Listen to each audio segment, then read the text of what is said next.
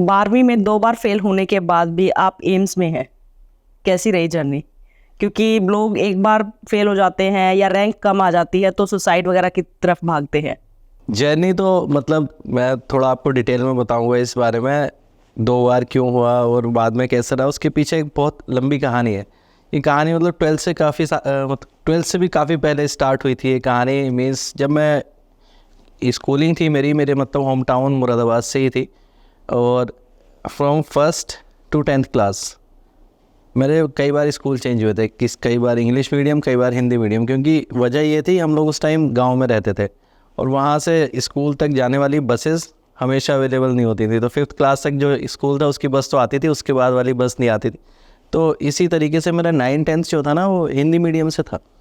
Actually I was very good in studies. Initial days में बहुत अच्छी थी मेरी पढ़ाई और माइंड भी बहुत शार्प था, सब लोग कहते थे अच्छा करोगे। लेकिन 9th-10th जो था मेरा वो हिंदी मीडियम से था।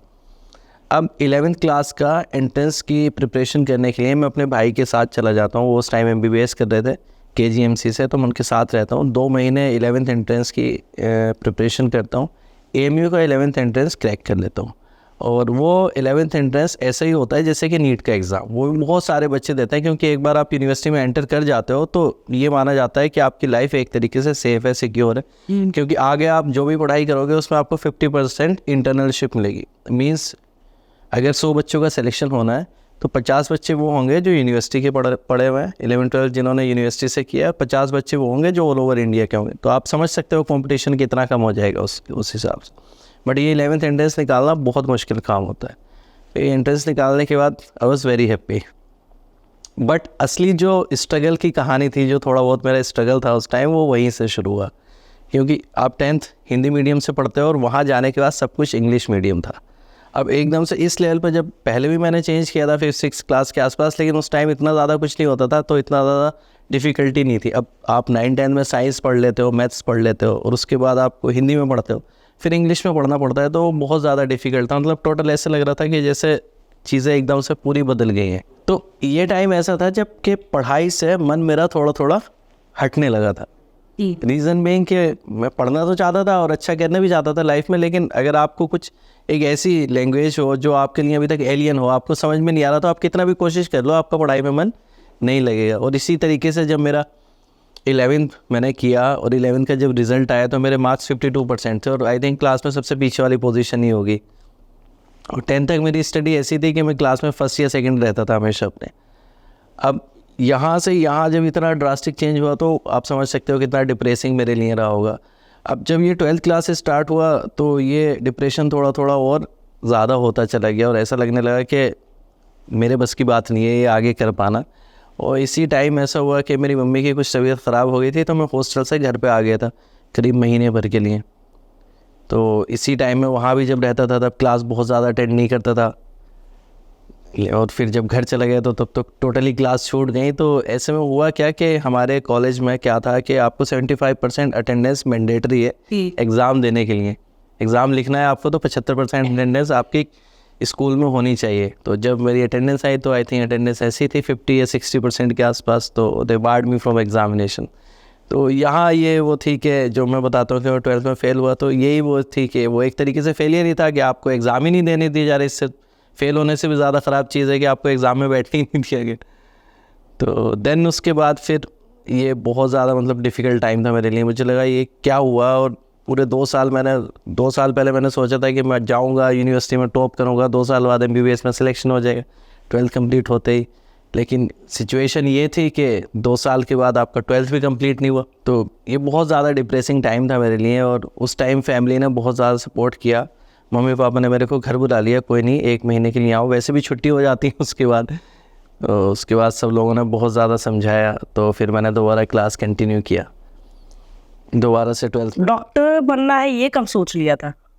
डॉक्टर बनने के बारे में मैंने सोचा था जब मैंने 11th में वहाँ एडमिशन लिया था। उससे पहले आई थिंक 9th क्लास में मैंने सोचा था, क्योंकि जब मैं 9th क्लास में था तब मेरे भाई का सिलेक्शन हुआ था KGMC में। उससे पहले ये होता था जब जहाँ पे हम रहते थे गांव में, रूरल एरिया था, तो लोग ये मानते थे कि गांव के बच्चों का सिलेक्शन नहीं होता। आज भी एक मिथ है, बहुत सारे लोग ये मानता है कि हिंदी मीडियम से वो सिलेक्शन नहीं होगा, गांव से वो सिलेक्शन नहीं होगा, बहुत अच्छे स्कूल चाहिए, ऐसा था वैसा था। बट जब मेरे भाई का सिलेक्शन हुआ, उनकी पूरी यूपी में 17th रैंक थी, तो दैट वाज वेरी मतलब encouraging for all of us कि इन्होंने किया है तो हम भी कर सकते हैं। उसके बाद एक चेन बनी और हमारे आसपास के जो एरिया है वहाँ से काफ़ी सारे बच्चों ने MBBS में सिलेक्शन लिया है, नीट क्रैक किया।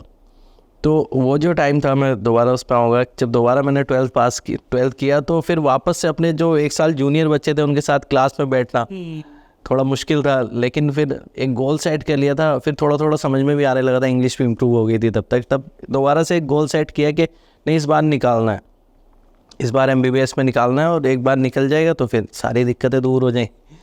बट फिर किया, अच्छे से सब पढ़ाई भी की, क्लासेस भी पूरी अटेंड की।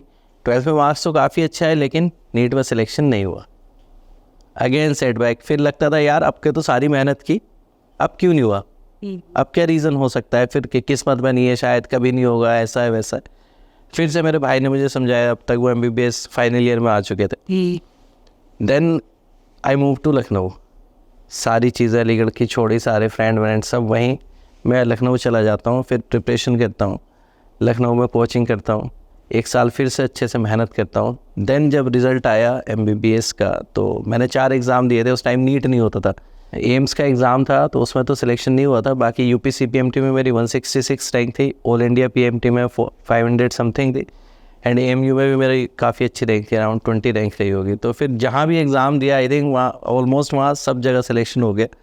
तो जो थोड़ा सा ये स्ट्रगल का टाइम था, मतलब ऐसा लगता था उस टाइम कि अब कभी नहीं होगा, बट उस टाइम थोड़ी सी हिम्मत रखी तो रिज़ल्ट अच्छे मिले। भले से 2 साल बाद हुआ, लेकिन finally it was very satisfying. Then फिर जब आपको लाइन मिल जाती है, आपके मेडिकल कॉलेज में सिलेक्शन हो जाता है, तब चीज़ें काफ़ी ज़्यादा आसान हो जाती हैं, क्योंकि आपको पता है कि वो आप डॉक्टर बन जाओगे, लेकिन वहाँ जाके आपको मेहनत बहुत करनी होती है। क्योंकि मेरी क्लास के ऐसे भी बच्चे थे जो बहुत अच्छा नहीं कर पाए अनफॉर्चुनेटली, और ऐसे भी बच्चे हैं MBBS की क्लास के जिन्होंने बहुत अच्छा किया है। तो वहाँ जाके भी जो लोग मेहनत करते हैं, पढ़ाई करते हैं, वो अच्छा करते हैं। तो PG में मेरा फर्स्ट अटैम्प्ट में सिलेक्शन हो गया था, AMU में फर्स्ट अटैम्प्ट में MS इन जनरल सर्जरी मैंने किया। उसके बाद जब मैंने MCH का एग्ज़ाम दिया तो उसमें मेरा फर्स्ट अटैम्प्ट में सिलेक्शन हो गया था। ऑल इंडिया मेरी रैंक 14 थी, और उसमें मुझे MCH neuro surgery AIIMS Bhubaneswar में अलॉट हुआ।